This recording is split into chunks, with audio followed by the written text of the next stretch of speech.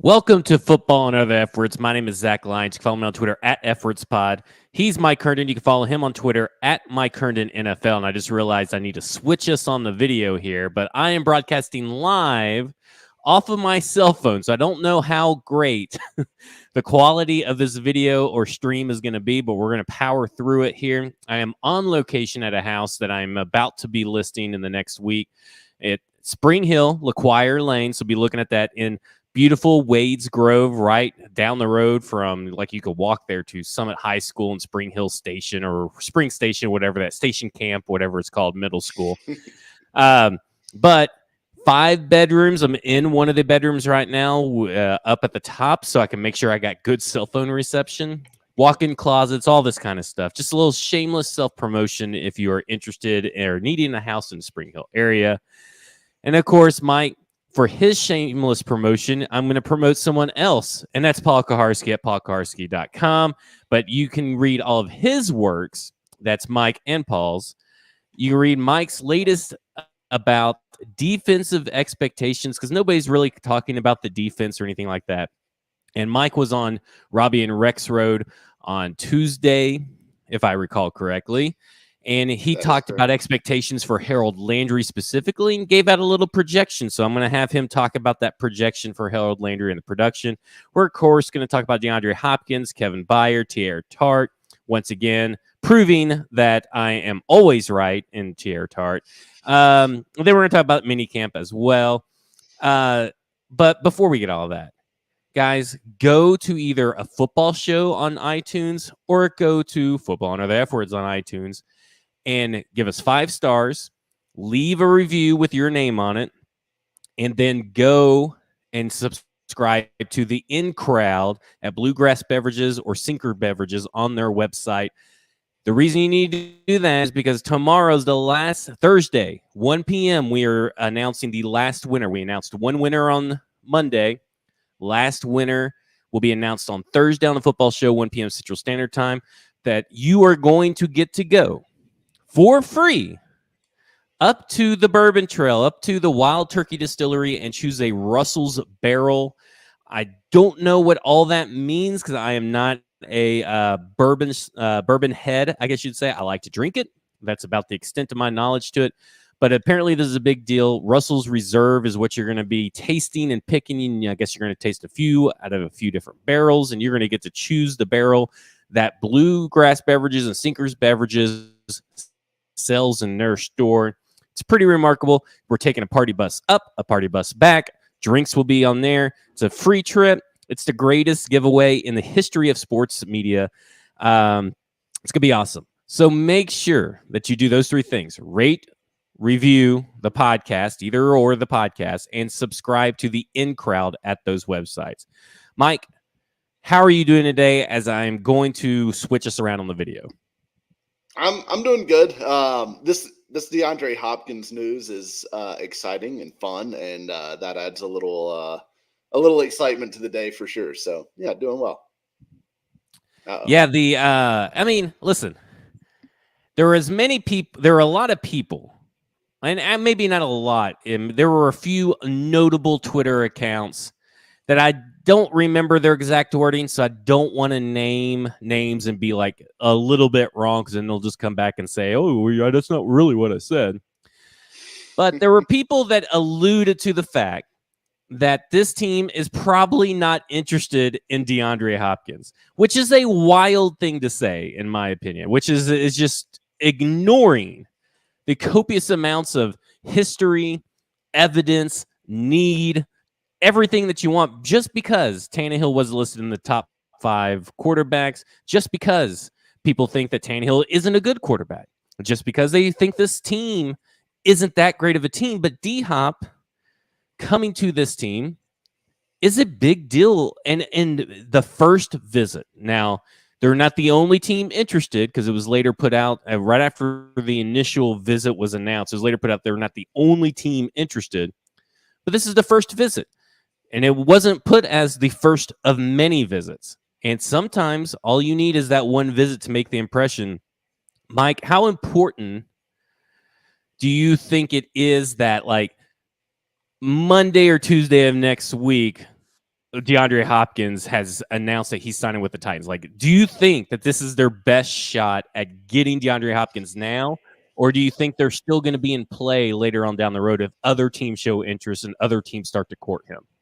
Yeah, I mean, I definitely think I would say that the likely scenario right now is that he knows who all is interested. He knows the teams that are interested. They have a feel for what kind of contract they would even be willing to discuss. And I would say that the fact that he is coming to Nashville tells me that the Titans have been pretty aggressive on that front, and that he's interested to hear more of what they have to say. And look, I mean, there are times where we see these free agent visits and they make a visit and they don't leave until there's a contract, signed. So ideally, that's what happens if you're the Titans is you get him in the building, you have him go through the physical or whatever, do the contract negotiation, and boom, he's signed on Monday or Tuesday, and you move on, and he doesn't have to take other visits. Now, I don't know if it'll be interesting to see over the next few days, because we're still a good ways away from Sunday,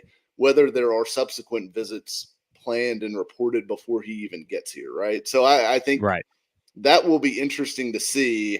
He could always cancel those, but that will be interesting to see kind of if it looks like he's going to make a full free agent tour, which was kind of suggested. And look, I mean, from Hopkins' point of view, I don't know that there's a big rush, because if you think about it, that minicamp is over by Sunday. I think they'll have one more OTA session next week, which will probably end up being canceled, if I had to guess, because that's what Vrabel hinted at yesterday, anyways, in the press conference. So I think he didn't say canceled; he said shit canned. Shit canned. That's right. Yeah. Sorry. Apologies.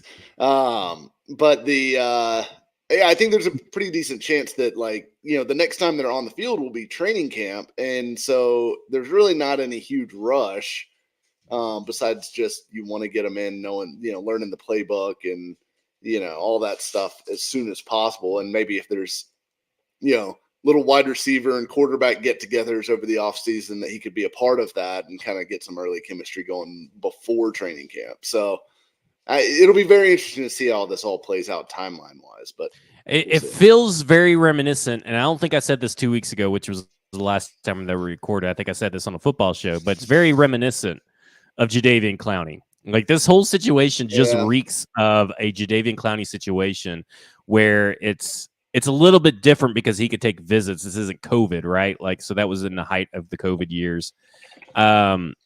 It's a little bit different, but it just kind of feels like it's a former Texans player going to kind of wait around. He doesn't really need to come to practice, though it would be great if he came to practice, and he's going to eventually find out that the number that he had initially isn't going to be the same number that he ended up with at the end, because the market's just not there for him. So to me, that's kind of what it feels like. But this is who would have. I knew that they would be interested. Yeah, because we talked about this and I kind of wrote this on my Memorial Day piece over at stackinginbox.com about all the ties that the Tennessee Titans have. It's not just Tim Kelly and Mike Vrabel. It's Tim Kelly, Mike Vrabel, Charles London, Pat O'Hara, and also Rand Carthon has a connection, and a pretty extreme connection, to DeAndre Hopkins. Not like the other guys, but he has been scouting. Part of his job over with the 49ers has been scouting the opponents, putting together the opponent's players and presenting that film, cutting up film, showing what he sees and giving it to the coaches. So he has been scouting all the way since 2017, DeAndre Hopkins, because DeAndre Hopkins played against the San Francisco 49ers back in 2017. And he averaged, I believe, is 105 yards per game versus the San Francisco 49ers throughout his career since Rand Carthon's been there. So Rand Carthon has seen up close and personal multiple times a year what DeAndre Hopkins is capable of. So to me, it's always been a no duh that they're going to, talk about. And the fact that they're bringing him in for a visit is huge, because I've kind of talked about it a few times, but going back to them wanting the third overall pick, you knew that DeAndre Hopkins was kind of talked about in those trades. you knew that means that essentially the Titans and other interested teams have talked to DeAndre Hopkins representations about what he's willing to take, what he's willing to do with his contract. So they've kind of done all this groundwork, and now we're a couple weeks into it, and first visit is the Tennessee Titans, which is a good sign. And make no bones about it, it's all about money. Like this idea that the top 5 quarterback matters, that the really none of everything that he has said that he's looking for in his next team doesn't matter. Throw it out the window. It's all about money. And let me throw out one more in the building connection for you with Hopkins. And this one may be, I think, more important than what it may sound like initially. Brian Bell, who is the assistant director of sports performance for the Titans, so on the training staff, was with an assistant strength and conditioning coach for the Texans from 2015 to 2017. He came over with Vrabel and has been here ever since. But those guys work with the players a lot. Like they spend a lot of time with the training staff, obviously. So there's a decent chance that Brian Bell, is another friendly name. That's not to say that like Brian Bell would be the reason that DeAndre Hopkins would come here or anything, but the Titans do offer a lot of friendly, familiar faces to Hopkins that he's not necessarily going to get at other places. I mean, even Houston, that you're talking, it's basically a brand new regime there compared to what he left a few years ago. So I think this does offer a big time comfort factor for him. It's closer to home for him to. He knows the offense. Yeah, he knows the offense. He would have no issue with the terminology or the language.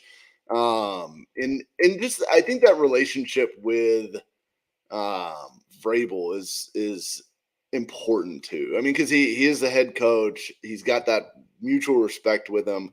And the fact that Vrabel likes him, I think, because if Vrabel hated DeAndre Hopkins, this meeting would not be happening. He wouldn't be coming in, anything like that. So I think the reports about him not wanting to practice or not really being crazy about practicing, I think some of that stuff gets massaged away by the relationship with Vrabel, because if Vrabel can say, hey, look, man, we need you to practice. We need you to get on the same page with Tannehill. I think coming from somebody he already respects and has that personal relationship with, I think that's different than coming into a new situation with a coach that he's never met before, doesn't have any sort of background with, and that coach asking him to do it. So I think there's a lot that makes sense here for both sides. Because if he went to the Browns, he'd be out there catching passes from Deshaun Watson, right? I mean, like, I think this not like to practice for DeAndre Hopkins is also different than Julio Jones. And I think we've talked about it too, is that they're both two different wide receivers. Like one is not his game. DeAndre Hopkins' game is not built around explosiveness. His game is built around being a possession kind of receiver. And to me, that's a big thing when you're looking at their age, when you're looking at possibly them, at certain points of their career coming over to a team that is in desperate search of a wide receiver too and needing them to play. What I kind of liken what DeAndre Hopkins can bring or do, and it's a little bit higher level than what Larry Fitzgerald did. But remember when Larry Fitzgerald switched to the slot and he still was putting up 700 to 800 yards a game, or not a game, but a season, well into his 30s. Like, to me, DeAndre Hopkins is that kind of receiver that can play into his 30s and maybe not provide you a 1,200 yard, 8 touchdown kind of season, but can provide you enough for this particular team to make an impact. Yeah, absolutely. And I like that role for him. I think you could find a way to make the skill sets work between Burks and Hopkins and Phillips. And then even if you want to throw Chris Moore into the mix as kind of a fourth wide receiver. But if you look at, and this is the crazy thing to me with Hopkins and why this makes so much sense for the Titans, is if you throw Hopkins into that mix with the wide receivers plus Chig Okonkwo and Josh Wiley and Tyjae Spears, that all of a sudden that changes the whole complexion of the pass catching group. Because instead of it all being based on like young guys that need to that are talented but need to make big steps forward, now you have like a guy who has real skins on the wall, who what you're going to get to some degree. Like, look, Hopkins isn't what he was at his prime peak. Like I think that's pretty clear, but I don't think he's fallen off the cliff yet. I mean, he was averaging, close to 80 yards per game last year when he played, and that was mostly with Colt McCoy and Trace McSorley throwing him the football. Wasn't he? Played I thought like he was closer to 90 yards per game. I thought he was like 87 yards per game last year. It was somewhere in that range. It was somewhere in that range, but it was highly productive. And that was with only like 3 games of Kyler Murray. Better than Robert Woods' 20 yards per game. Right, exactly. So I think he's still capable of producing. And his difference too with the Julio thing, he's a year younger. That's not necessarily a huge difference, but he is a year younger. And like you said, he has a very different game. He is not a explosive athlete. And Julio, his calling card was the fact that he was an explosive athlete. Well, what came with that explosive athleticism was this hamstring issue that was a chronic issue for Julio, and it had been managed for years and years and years. That is not something that Hopkins has. He has had hamstring issues. He's had a couple over the course of his career, but it's like 2 over a 10-year career at this point.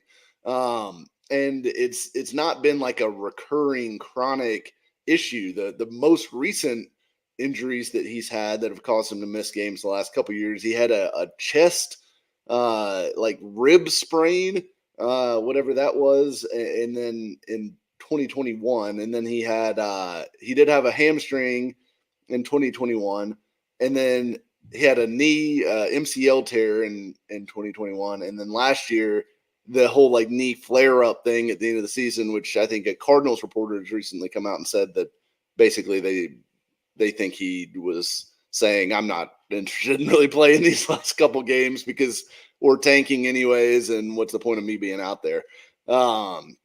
So I don't think that shows that's not like a pattern injury like Julio's was.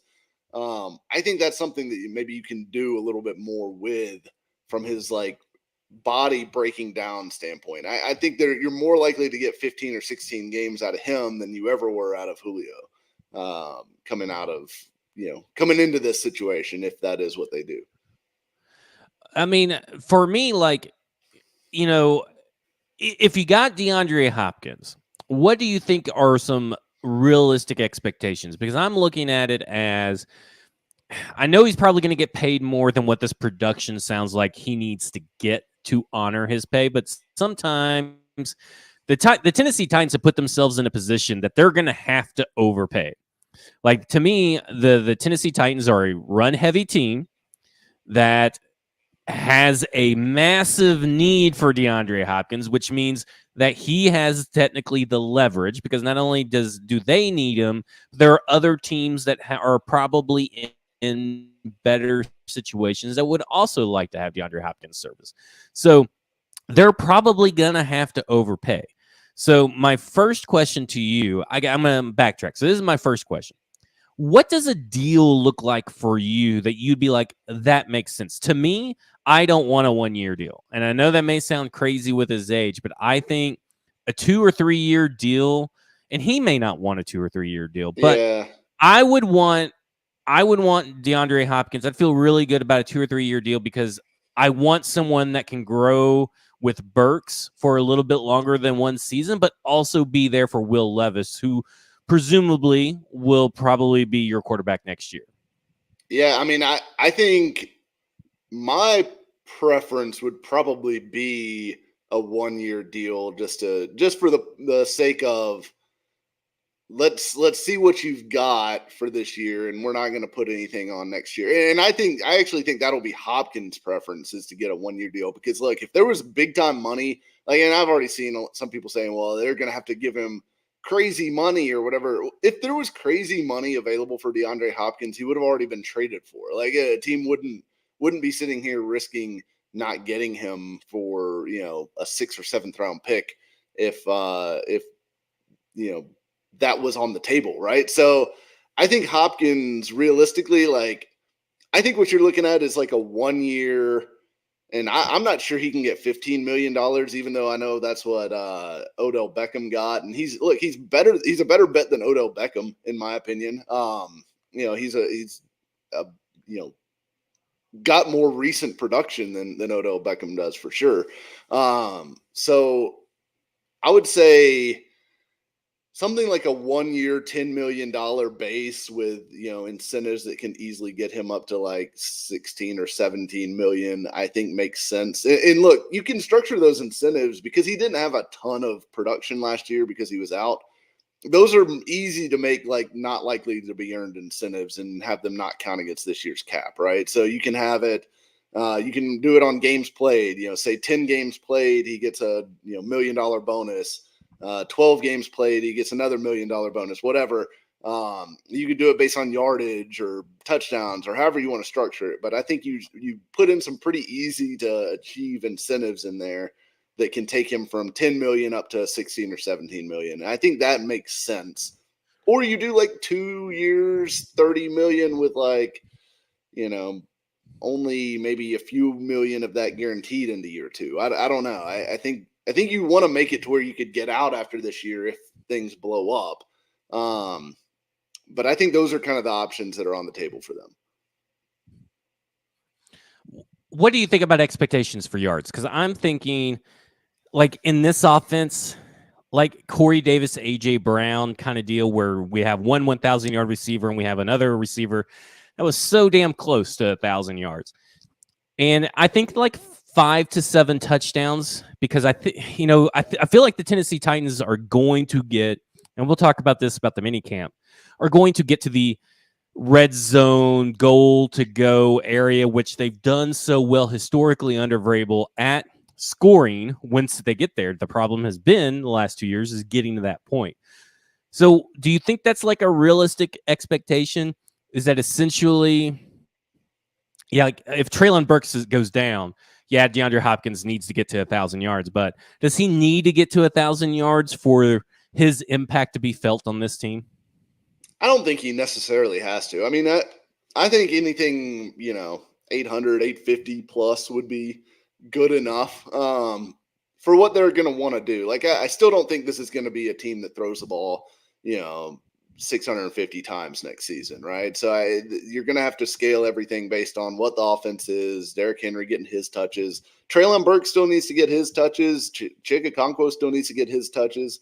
I don't think you necessarily want to force feed Hopkins in this situation, like, 170 targets or anything crazy like that. I think it's going to be more balanced, and you want to get Tajay Spears some touches. Like, there's a lot of guys in this offense that you definitely are going to want to feature to some degree.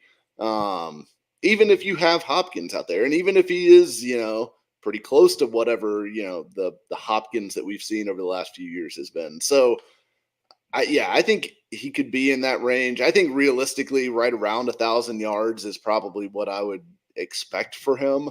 And then you hope if Burks takes that step forward and he's close to 1,000 yards, then you're, like I mentioned on Twitter, you're starting to generate something that looks more like that AJ, Corey Davis, Jonnu Smith, Adam Humphries combo that Ryan Tannehill had wild success with. And so if you can do that, and if Hopkins can be, some piece of that, then I think that's a tremendous addition for this team. I mean, I think he makes a huge difference for the Titans. He makes a bigger difference for the Titans than just about anyone else, in my opinion. Let me ask you a question. If he were to sign with Tennessee, are you more excited for the on-field success, or are you more excited that a bunch of talking heads and Twitter accounts are going to have to eat their fucking words? Well, I do love some good, crow being served out, but I will say I'm more excited about the on the field product and what this passing game could actually look like. And like you said, if they do sign him to a multi-year deal, what it could look like with Will Levis or whoever in the future, and Chig and Burks, like all established and in their careers, and you're, sure you've got tail end Hopkins at that point, but that could be a really fun core offense to watch over the next few years, which would be a huge turnaround from where we were earlier this offseason. If DeAndre Hopkins is signed, are you coming back on the light side of things, like into the light, out of the darkness, and coming with me that we're going for double-digit wins or higher, like 10 wins or higher? Yeah, I think I would probably be out of the darkness. I'll come out of Yeah. the darkness if they get Hopkins, because I think, and Okay. look, I think it's a huge deal. I think Hopkins is still a huge deal. I don't know that he's like a top 5 receiver anymore, but I still think he's in the top 10 to 15 range. And I think that makes a big difference to an NFL offense that has some decent pieces, but needs that like focal point passing game weapon. And I think he can still be that. All right, guys. Bluegrass Beverages is our sponsor, Hendersonville, Tennessee. They have a sister store, Sinker's Beverages in East Nashville. Join the in crowd, get exclusive information on advance notice of new liquors, new beers, specialized beer, and specialized liquors, and all that kind of stuff. You also, if you do that and then rate and review either Football Show or Football and Other F Words by tomorrow by 12:59 p.m. Central Standard Time, so Thursday was today, June 8th, Thursday, June 8th, 1 p.m. Central Standard Time. We will announce the winner of a barrel pick that is taking a party bus up to the Wild Turkey Distillery to choose a barrel of Russell's Reserve, which is some fancy, nice ass bourbon. So great competition there for everybody to enter. Those are how you got to enter. Kevin Byard is back at Minicamp. We are recording right now. Do we know that he is talking today? Oh, is he? I don't know. Well, no, do we know? I don't know if you've seen it on your Twitter that if he's going to be talking to because the players should be talking here while we're probably recording. Yeah, I haven't seen anything about him talking yet. I do know that he was supposed to be talking later in the week, but I thought someone said yesterday it's going to be Thursday and not today. Well, I haven't seen anybody know for sure if he's ever talking. Like everybody that talked or heard on the radio today, including Paul Karski, they don't know when he's talking. So maybe that's changed today, but I think the assumption was that he was going to talk this week. But I put out a tweet, and of course, shortly, like a few minutes later, it's like doesn't even matter, but because he did show up and he practiced in full. But I was under the assumption that everybody's like, well, if he just shows up, well, that's all good, fine, and dandy. And I said, well, hold on, slow your roll there, pal, because he's got to show up and he's got to do one of these two things. And luckily, he did one of them, which was a full participant practice. Now, they could have done themselves a lot of good if they would have allowed Kevin Byard to talk. Now, Derek Mason and Blaine Bishop have both kind of said if he wanted to talk, they probably would have allowed him. Mm-hmm. And that is an interesting point of view that maybe he just doesn't want to talk quite yet. Now, maybe he does today while we're recording this. Maybe someone in the chat could tell us. Or maybe you could pull it up on Twitter because I can't get to Twitter right now. But yeah, if he does end up talking, that's a fantastic sign that they are not only in solid footing, because right now I feel like they're in solid ground, but they're on great ground.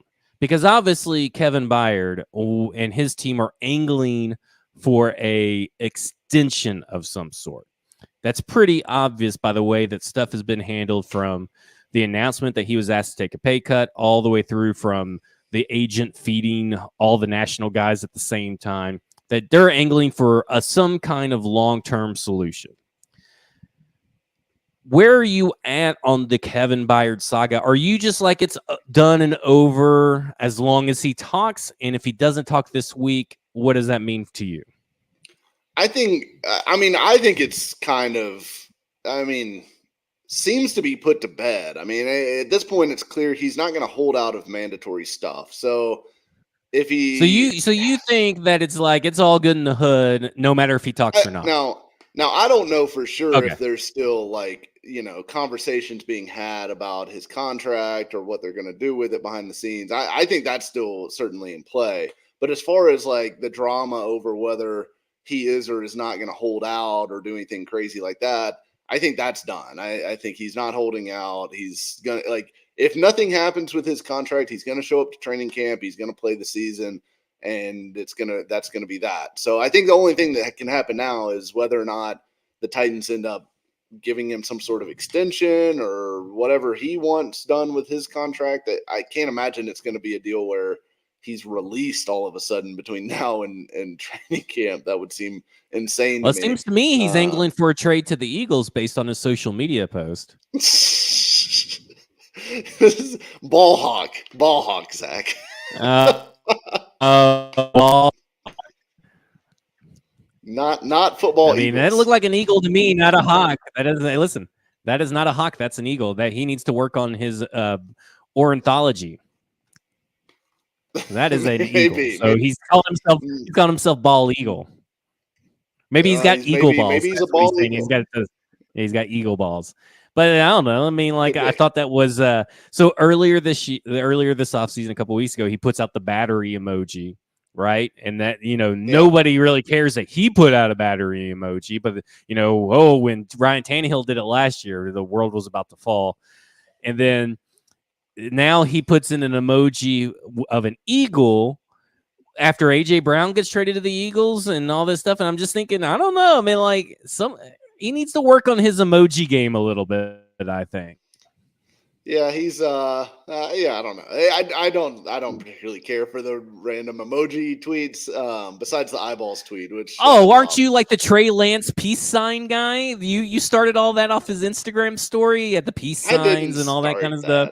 Oh, you started that. You were the main guy. I said interesting post on Trey Lance's IG. That was it. Him saying Rand Cardone. Yeah, you were the first one. The fingers crossed emoji. Which to me, that's what it was. I've never once seen fingers crossed mean good luck. That I've never heard that before in my life. So, well, what do you think everybody does with you? Keep your fingers crossed. That means good luck. I mean, that's what people say. That's not how you wish someone good luck, though. You don't go, "Hey, good luck, man. Good luck." Well, what else would they use? To 4-leaf clovers, I guess they could use that emoji. Maybe he needs to go to emoji school with Kevin Byard. Exactly. But you were the main guy on that one. You brought that to everybody's attention about Trey Lance, so I just want that out there.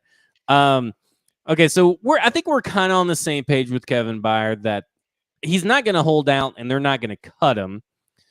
But if things don't get solved by next year in some form or fashion, do you think he's going to play on the current contract, or do you think then next year they cut him? And what do you think this fan base thinks after a year later that they actually do end up cutting him? Like, is it the same?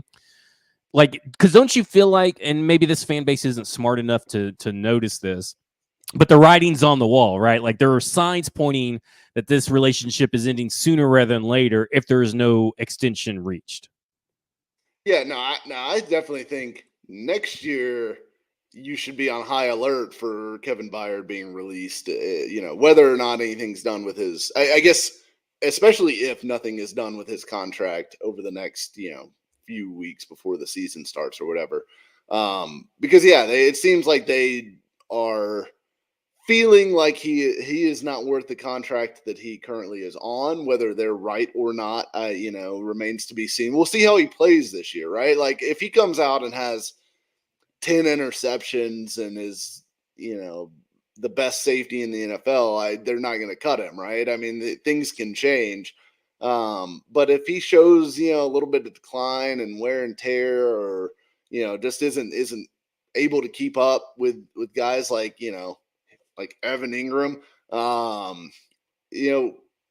struggles this coming year, then I would think he would be high on the list of guys that they would be looking to cut, because next year they can save a good amount of money by releasing him in the offseason, as opposed to this year when they would have had to eat a good amount of dead cap space and they wouldn't have been saving nearly as much by just outright releasing him. So definitely I think you should be on at least aware of the fact that this could be Kevin Byard's final year with the Titans heading into this season. We'll see. Like I said, things can change one way or another, but it's possible heading into the season.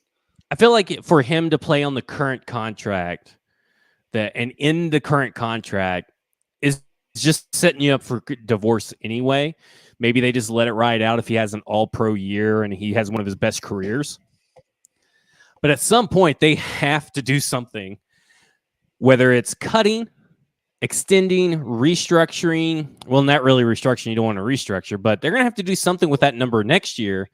And I thought that they really need to go ahead and do something this year. And my choice was to go ahead and just extend him.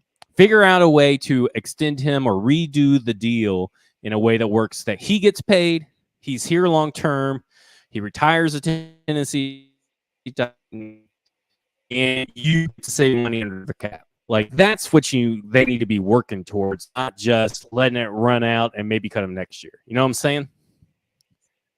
Yeah, I mean, I think that would probably be preferable, being proactive about it. But I guess it depends on how much they think he's got left. Because if they're extending him now, I mean, that's just going to make it harder to let him go in the future. I mean, it seems like he's got a lot left, right? I mean, like, do we really think that Kevin Byard is just suddenly going to not be in tip-top shape or anything? Like, I know that he's not really known for his athleticism, but he plays a position that in his particular safety position, you don't need the extreme elite athletic traits to be a successful safety. I'm not saying to overpay the man, but I'm saying that you need to put yourself in position. It's really hard for me. Now, I understand the business of the NFL, right? I'm one of the first people who said that this contract probably needs to be touched somehow, some way. But it's really hard for me to envision a Tennessee Titans defense or a team where Kevin Byard's last season isn't with the Tennessee Titans. It would just be really weird for him to end his career elsewhere. It definitely would be. I mean, it would be disappointing. I mean, it'd feel the same, right, that it would with Derrick Henry. And I think it would feel a lot more different. Yeah, it feels a lot more different to me than Derrick Henry. Because, I mean, Derrick Henry, while he's been great and everything, the void left by Kevin Byard is going to be felt more than by Derrick Henry when it comes to production on the field, leadership, the intangibles, and stuff like that. That's just my opinion on it. Yeah, I mean, I don't know. I feel like Henry's been a good leader and difference maker for this locker room and community too. I see those guys as equals on either side of the ball, really. Although, yeah, I don't know. I still think Henry's a better player than Byard, but. Well, yeah, I mean, I think currently, yes, but it's just, I think the team leans on Derrick Henry on his particular position and what he does for the team. Then they lean on Byard in a different way. But I want to talk about Teair Tart, who, while you think that Derrick Henry and Kevin Byard are the same person, you pretty much said that Teair Tart and Dexter Lawrence should get paid the same amount of money. You were talking like $18 million a year for Teair Tart or something crazy like that when we initially had our discussion. It was $8 million a year. And I said like $7 or $8 million a year. Yeah, which was way too much money. But here he is. He finally signed his tender. He did the right thing and was smart about it and realized that nobody wants to pay a large amount of money or a second round pick for a 2-down player. Now, can he grow into a 3-down player? What? Go ahead. I was gonna say no one is ever gonna pay a second round pick for Teair Tart. Like that was right. As soon as they tendered him, he had zero leverage. There was nothing he could do. Yeah. He was always just destined to sign the tender or sign whatever lowball offer long term that the Titans had probably thrown on the table, because I'm sure they gave him like a multi-year offer and said, here, if you want to sign this right now while we have you over the barrel, go ahead. But Tart is not going to do that, obviously. I think until Teair Tart proves that he could be a effective 3-down nose tackle, which those are very rare, especially when you already have one guy like that, right? Like when you have Jeffrey Simmons, it's hard to find another Jeffrey Simmons. I guess the closest would have been like Daquan Jones when he was here, would have been, and Jarrell Casey, even though they're kind of like, we're more like defensive ends / tackles. But Teair Tart is your run stuffing, guy that plays 2 downs. And he needs to add a third element of his game, which is the pass rush presence. And that's what they've talked about. The position coaches have talked about when it comes to Tierra Tart. I'm sure that's on his mind. And let's be honest. I mean, this is year 3 of Tierra Tart? Maybe year 4. I can't quite remember. I think year 4. We're heading into year 4 of Tierra Tart. Yeah. And he was a UDFA that played at a small school. The Titans, I think a little bit is overblown about them developing UDFAs on the defensive line. Do you agree with that? Because I feel like Tierra Tart's the only one. Naquan Jones was okay, but he obviously has not lived up to what people thought he could be. Isn't it just Tierra Tart? That's it? I mean, I think Jeffrey Simmons has certainly developed since he's been Well, here as I well. specifically said UDFAs. So I said what? UDFAs. Yeah. Okay, yeah. Yeah, because everybody's like, well, I mean, the Tennessee Titans are known for developing UDFA defensive linemen. I'm thinking, well, I can only really remember Tierra Tart. Yeah, it's mostly Tart, and then Naquan had his moment there, but didn't really stick. And I don't know of anyone else. I mean, it's not like Jaden Peavy is made a big push or anything like that. I just thought that was a weird. I can't remember who tweeted it out, but someone tweeted. I'm trying to think. Like, I know they get a lot out of UDFA players that they sign off the street in other positions, but I feel like this particular position of the defense, it's Tierra Tart and Naquan Jones is like way down on the tier list under the Vrabel era. Yeah, and I don't know if maybe they're throwing in some like Sharif Finch and Derek Roberson and stuff like that. Like, and those guys turned out really developed, right? Well, they didn't really turn into anything much, but they were useful players for the team for a bit, which is what generally I would consider it would be a hit for any sort of UDFA. Is it, hey, can you actually show up and play some snaps every now and then and be useful? And that's a win. But yeah, I don't know that they don't have some huge track record of development there. No, not at all. And I feel like Tierra Tart is probably worth more to the Tennessee Titans than probably other teams, particularly how they run their defense and how they want to win in the trenches. It doesn't seem like a lot of teams are trying to really pay the nose tackle, the run stuffer, hardly anymore. So I don't know what his market's going to be, because to me, it sounds like everybody's under this assumption, well, if he has a similar year to last year, in 2022, that in 2024 he's going to get a big amount of money. And no offense to Tierra Tart, I just don't see this market shaken out that way without being able to add something in the pass rush game. I mean, I think if he adds something in the pass rush game, he'll put himself in a different level for sure. But if you look at some of the guys, and he's not going to get like top defensive line money, but I do think he's like, you look at a Grover Stewart, right, for the Colts, who ended up getting right at $10 million a year. You look at Devon Hamilton for the Jaguars is at $11.5 million a year. DJ Reader, who is like the very best version of what Tierra Tart, the lane that Tierra Tart is in, and DJ Reader doesn't bring a lot as a pass rusher. Got 13.2. So there's definitely guys that are in that mold who do get paid decent money. I mean, Daquan Jones, obviously Titan fans are very familiar with him. He got decent money when he left here, in that $7 or $8 million a year range. So hell, even like Austin Johnson's making $7 million a year right now. So to me, that's why I continue to think Tierra Tart will get somewhere in the $7 to $8 million a year range from somebody whenever he gets to actual free agency, when he doesn't have that tender hanging around him that keeps his value down. So I still think next year, assuming he doesn't have some big injury, assuming he doesn't fall off a cliff play-wise, I think he's going to get $7 or $8 million a year, maybe more, if he shows more as a pass rusher. Because he's flashed as a pass rusher at times. He just hasn't put up like real big numbers or sustained it consistently over any period of time, which part of that is opportunity, because usually he comes off the field for Autry on third down. So, Autry's getting a lot of those opportunities that Tart otherwise would.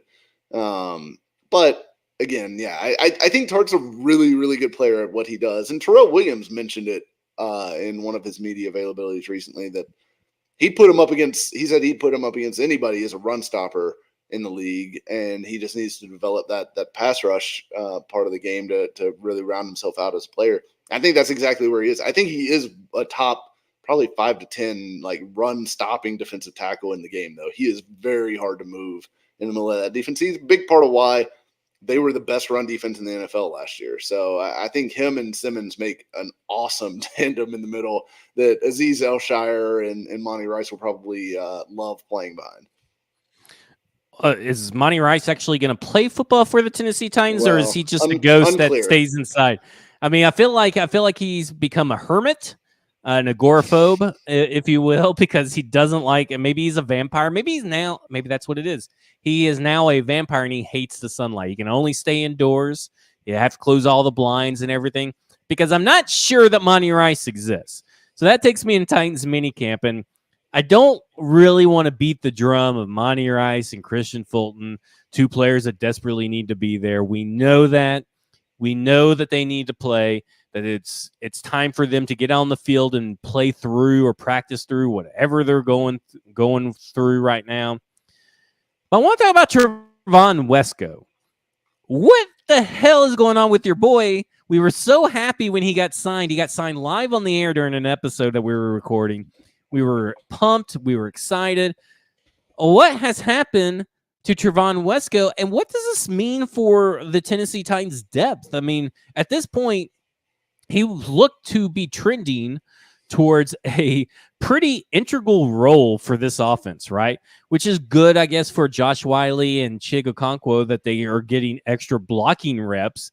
But Trevon Wesco was brought in to be that guy, and he has has to gel with these two new offensive tackles. If he lines up on the other side, he has to learn this offense. He has to be involved in the offense and get chemistry with Ryan Tannehill. What is going on with Trevon Wesco? Do you have any inkling what is going on? I have no idea. I mean, I assume it's some sort of injury thing that's keeping him inside for these minicamp practices. But yeah, it sucks that he's not out there. It sucks that all these guys aren't out there. But yeah, I have no idea if he picked up some sort of injury during training or during like maybe one of the very early. Has he been at any of the? He hasn't OTA been at practices? anything. No, he wasn't at any OTAs. But I think he's been at the facility. He's just not practicing. So it's one of those kind of like mysteries. And yeah, I am still excited about him because I think he's a much, much better version of Jeff Swaim, which is exciting actually, because that could make a big difference for the Titans run game if they have a really good blocking tight end out there that can handle some of these, outside zone concepts and combination blocks that they ask that spot to contribute to. But yeah, no luck getting him out there just yet. So, and look, without him, they're kind of in trouble because you got Kevin Rader, who I kind of like a little bit, but you don't necessarily trust him there. You're not going to trust Josh Wiley to be thrown in there as a rookie. You've got like a guy like Alize Mack from the XFL. Yeah. But he's more of a pass catcher, I think, than a true like inline blocking type. And he's not really good at that either. Yeah. So I don't know what I don't know what they do. I mean, hey, Jeff Swaim's still available, baby. Yeah, there you go. Wouldn't that be something? Oh my God, that'd be horrendous to have that much money tied up in Jeff Swaim and Trevon Wesco. Tyjae Spears has become the talk of the town, just like I knew he fucking would when he got drafted. And you said he sucks. He's only got one leg. He's basically he's running around on wheelchair and he's on borrowed time.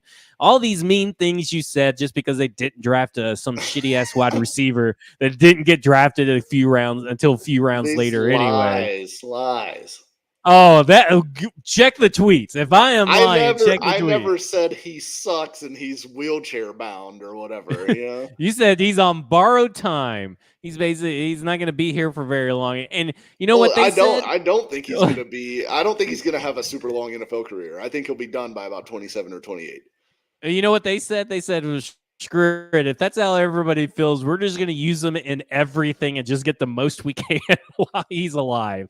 Is pretty much what they're saying, because they're doing kick returns with them. I'm assuming maybe he's throwing in some punt returns, but I know he's doing the kick returns according to what Ackerman said today. He's in 2 running back sets. He's being split out wide. He's doing everything that basically me and Stoney had said that he could do, which is a great sign. And they're loading all kinds of shit on his plate, which I want to go hit on real quick, because I know that Parkarski wrote an article about it. But when is the last time that there has been a rookie that they have trusted enough that they're going to throw him in as much as they can and throw at him as much as they can year one? Because it seems like they always like slow play him and do all this. They're doing everything they can to find ways to get Tyjae Spears involved, and he is rewarding them for all intents and purpose that with his production, and he's going to do it this year, even though you thought that he's only going to get like 200 yards. Well, I'm excited that they're going to use him the way it sounds like they're going to use him, which is all over the field and in different spots in combination with Derrick Henry, not just as like a Dontrell Hilliard replacement. So I'm excited that they're planning on using him different ways, that they're trying to use him different ways. I think kick return, punt return makes sense, although I ultimately think Kyle Phillips is still going to be the punt returner by the time the season starts. But that kind of seems like where they're headed, right? It kind of seems like they're saying that every time that's been brought up, Kyle Phillips and his involvement, they're like, well, it's just, 2 punts. We don't really know what he would have done, later on down in the year. They would came up with some, crazy reasons and progress.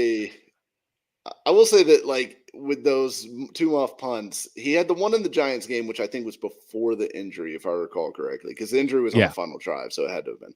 But then that second one, I kind of give him a pass on the second one, because they put him out there when, like, we saw the pictures or the videos of him in practice, like those weeks where he was recovering from that shoulder, and he could not lift his arm above his shoulder. Like, he was having to catch balls one-handed because he physically could not lift his arm up. And I couldn't believe they put him back there to return punts like that. But I kind of think that was just a deal where, hey, this dude seriously hurt his shoulder, and that caused him to drop a punt. So to me, I kind of let that one go. And obviously the one muff punt is one too many in a season for a good punt returner, but I kind of give him a pass on that second one. Well, and really, are we really going to see a lot of punt returns anymore with the new rules? It seems like it's just going to be everybody starting on the 25, yard line for the most part. It just seems. I think there will be some of that. Yeah. Although I think that'll affect kick return more than punt return. Okay, so do you want to submit an application to me and Stoney to allow you back into the Tyjae Spears fan club, and maybe you may have to write a letter of apology to Tyjae, because it sounds like you're coming back around to, I overreacted on Twitter because I was a little butthurt that they didn't get a wide receiver. They ended up going in the 4th round, so they weren't worth the 3rd round anyway. And, it seems like he's going to be a little bit more involved than I thought he was. Something along those lines of an apology. No.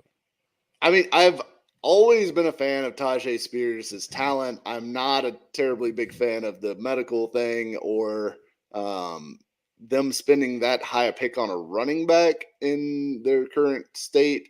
I still think that's a weird pick, but hey, he could turn out to be a great player. And if he is, then, who cares what I think? So I will also say this. I like that Paul Kaharski today he was also on Robbie and Rex Road. I don't know who scheduled that up to have 2 paulkarski.com people on the same show back-to-back days.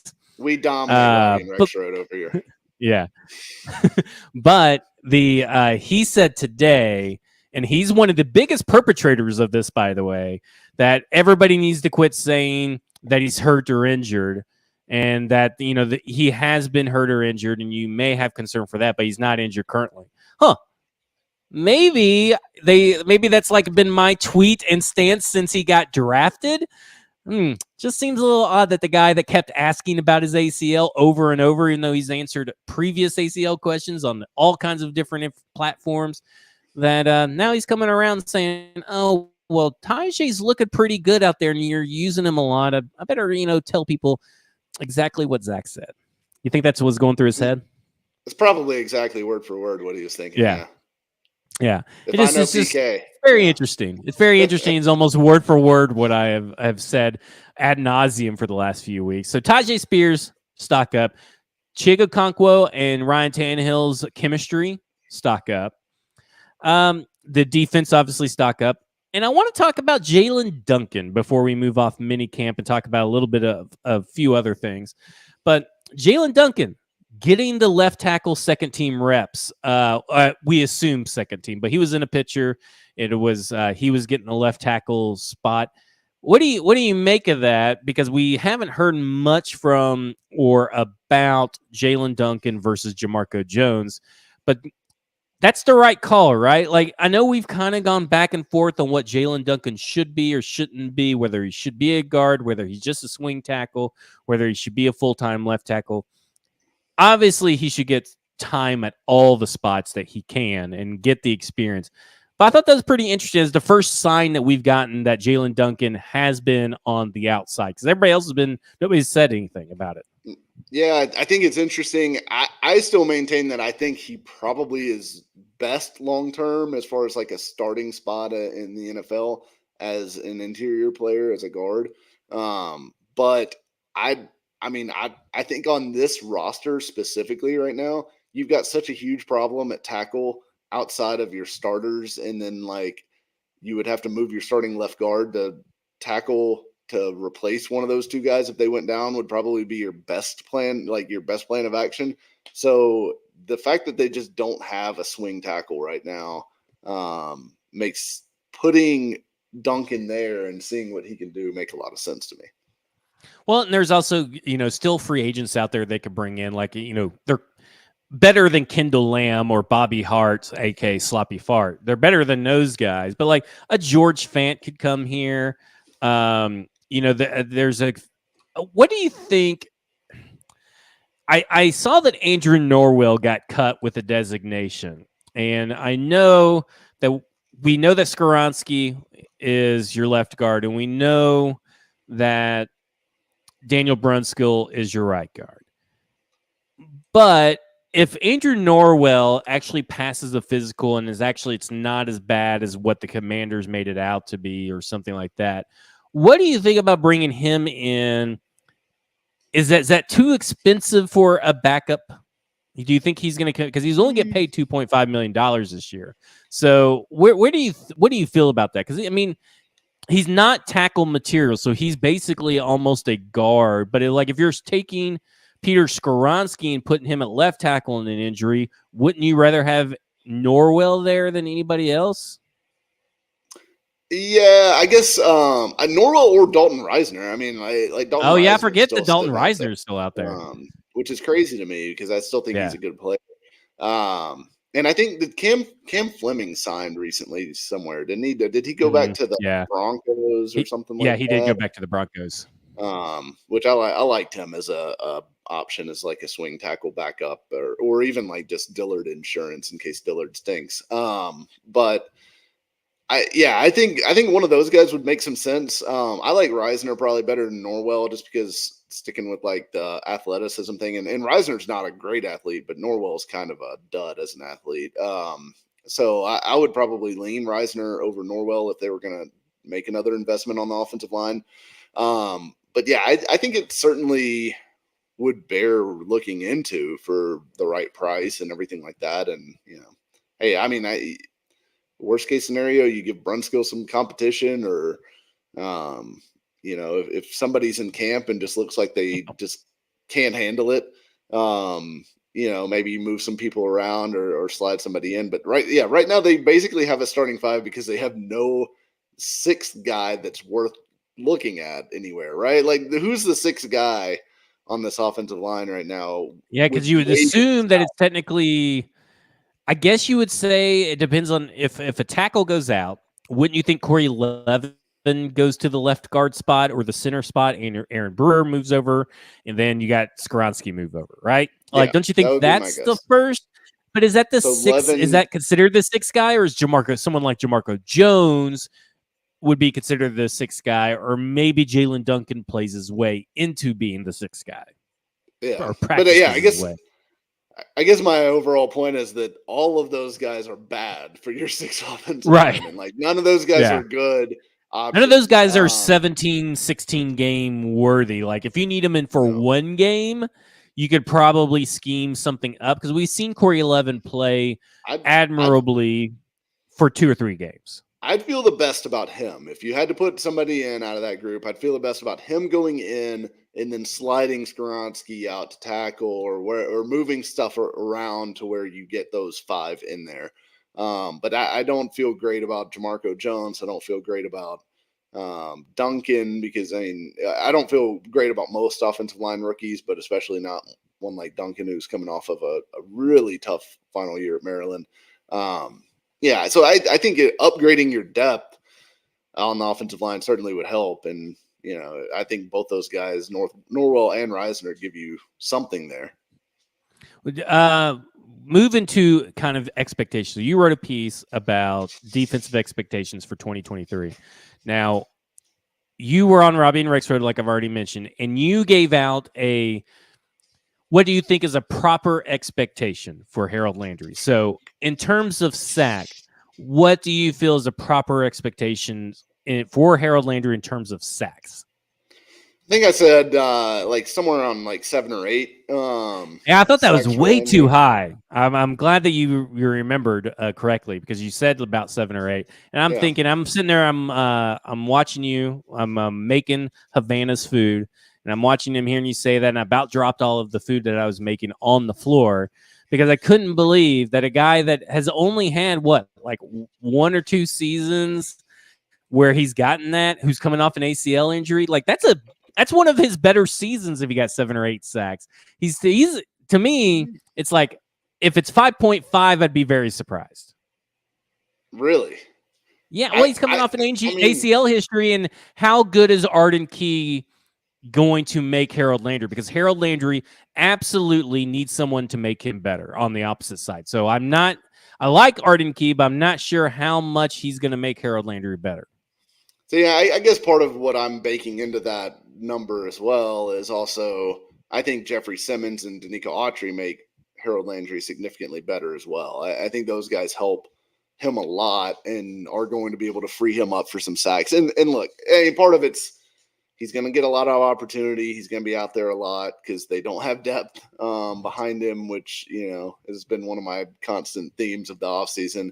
Because it's not like, and part of the problem is you can't just stick Rashad Weaver in there and ask him to do the things that Harold Landry does, right? Because those are 2 completely different types of players, even though they play the same position. So I think Landry's going to play a lot. I think he's going to be relatively effective. I don't think he's going to be as good as he was in 2021 when he had 12 sacks.